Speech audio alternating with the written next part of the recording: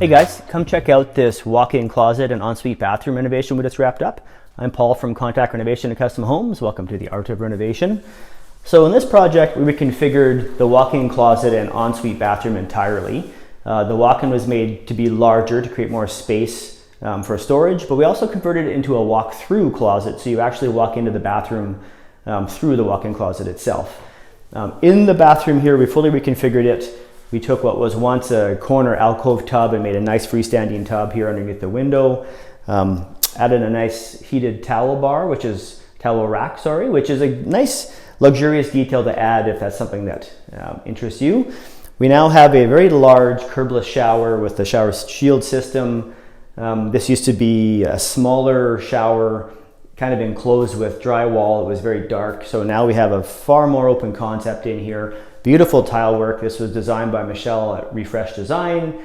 Chris Surfaces installed it and did a beautiful job, and it really makes for a, I guess it's kind of the focal point of the room, but also very practical because it does protect the walls all the way through into behind the new toilet location. That used to be inside a water closet, so now we have a more open concept in here.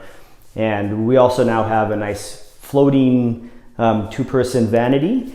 This is done by Reddle Cabinetry, beautiful product. We've gone with some backlit mirrors as well. It's a nice design detail. And to wrap it up, you're standing on a nice heated tile floor, which really adds that layer of luxury into your space. Feels like perhaps you are in the spa while you're in your own home. Anyhow, if you have any questions for us, do reach out. I'm Paul from Contact Renovation and Custom Homes. We'll see you next time.